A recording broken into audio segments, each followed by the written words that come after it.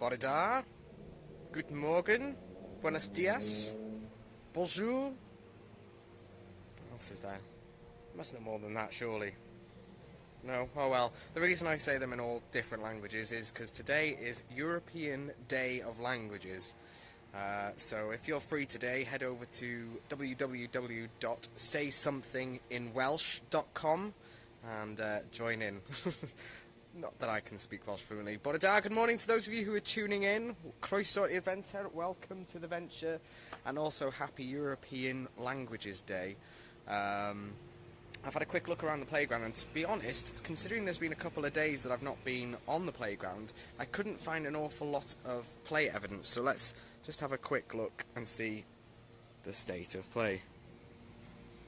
So you might notice that I'm actually in a slightly different part of the playground today, and I'm at the top and back of the ship. I can feel a sneeze coming on, so I apologise if that happens any moment without warning.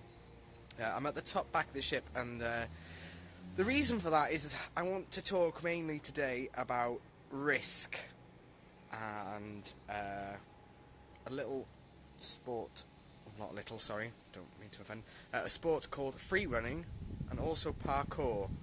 I don't know if I've said that right, but free running and parkour, which some of you may be aware of, some of you may not. But over the weekend I watched a video by a very creative young gentleman who comes to the venture, and he did a video where he described what he was doing as free running, and he used a lot of the structures and areas of the playground, and it was fantastic. However, there were parts that really made me feel uncomfortable as a play worker. Borda, John, nice to see you. Thanks for commenting. Let me know who's joining in.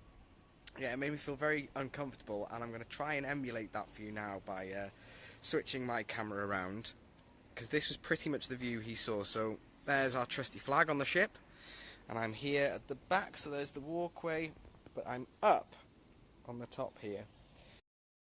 So we've got a bit of decking there, and then this back part here. Now, this is not accessible, or at least we class it as not accessible because it's incomplete. As you can see, all the green on the boards over there, it's not well worn with feet. It's not used because it's simply not safe. And the fact that to us it's out of reach, we've assumed that it's safe.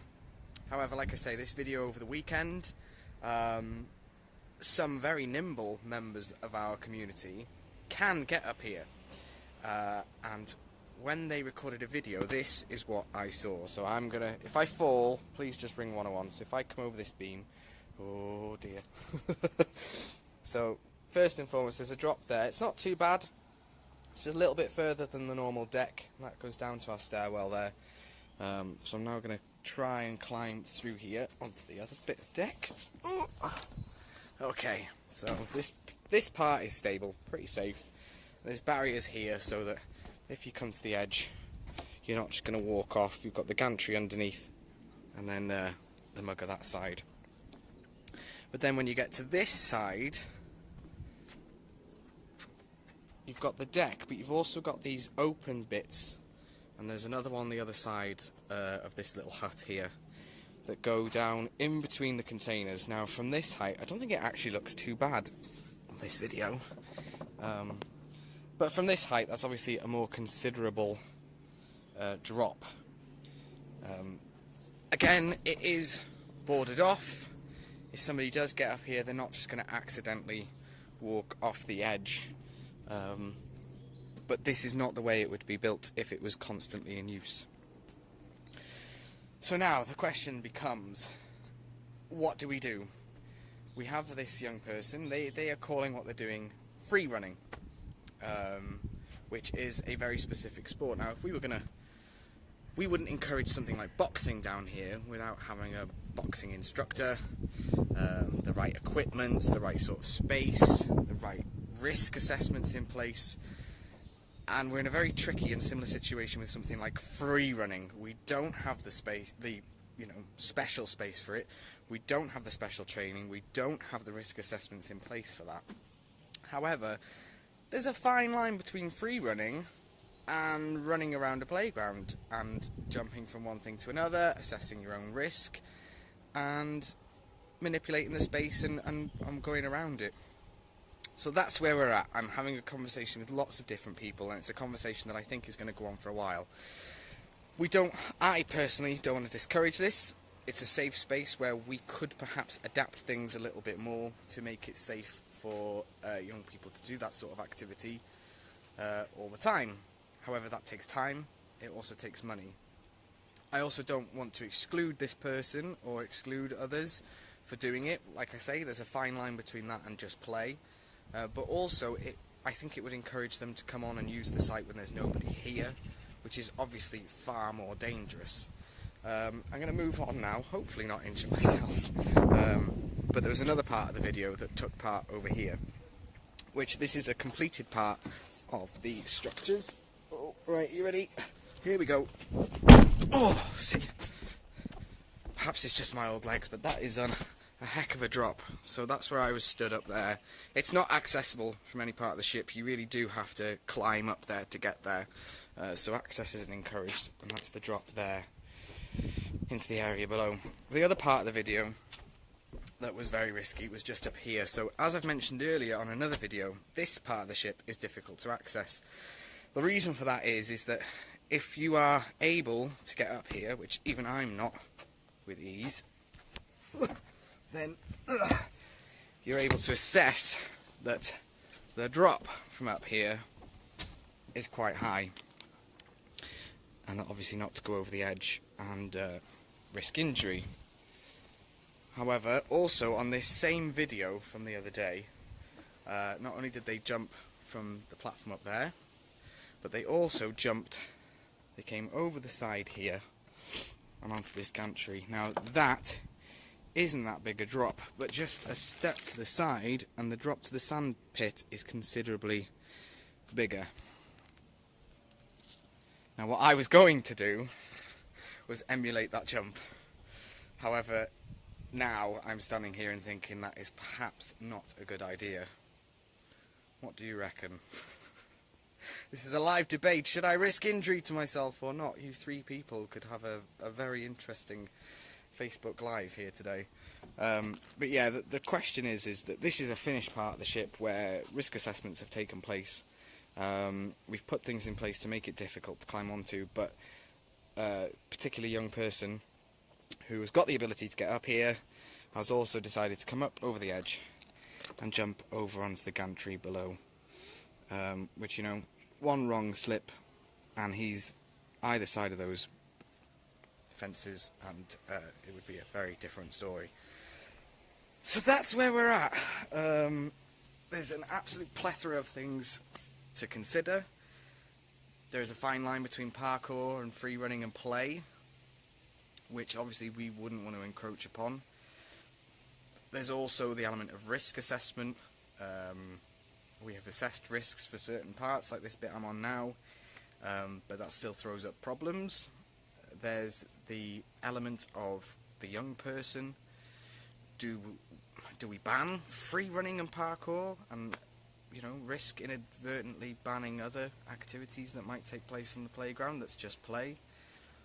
Do we adulterate his play or sport slightly and say, look, you can only do these things and at certain heights, certain times, which might encourage him to take bigger risks because he's restricted as to where and when he can do it?